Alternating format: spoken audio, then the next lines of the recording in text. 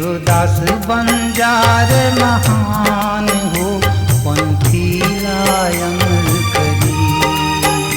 देवदास बंजार महान हो, पंथी लायमल करे।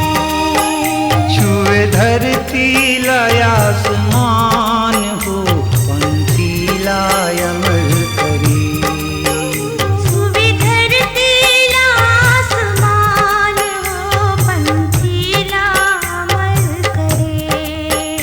देवदास बंजार महान हो, पंथी लायमल करी।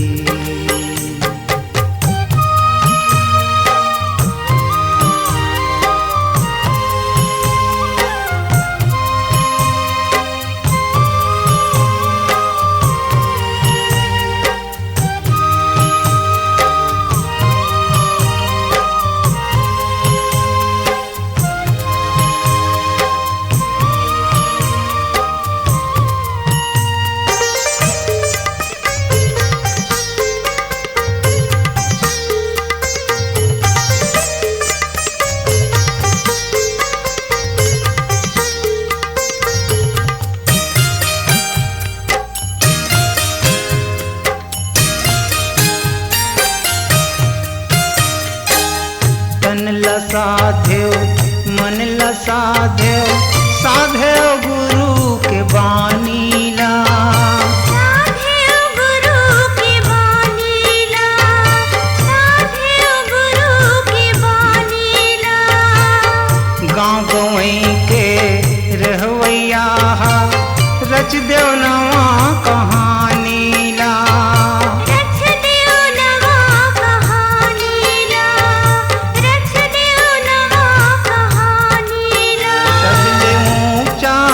तोर गान हो, पंथी लायमल करी।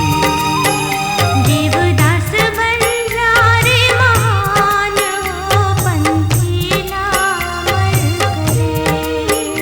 देवदास बंजार महान हो, पंथी लायमल करी।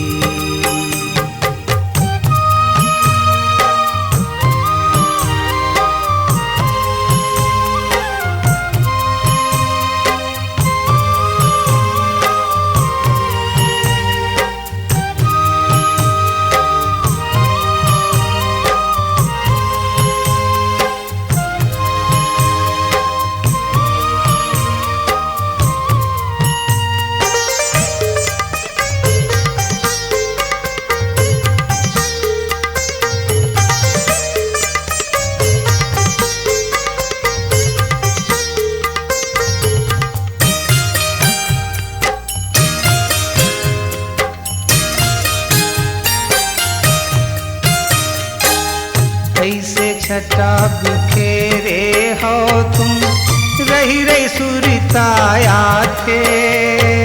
रही रही सुरता थे, रही रही सुरता थे। तुम्हरे असन झूमर थे मनहा, अंगला घलो नचाते।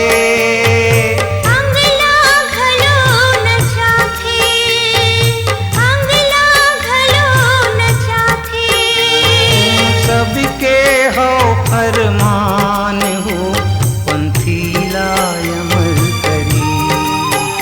देवदास बंजार महान हो, पंथी लायमल करे। देवदास बंजार महान हो, पंथी लायमल करी।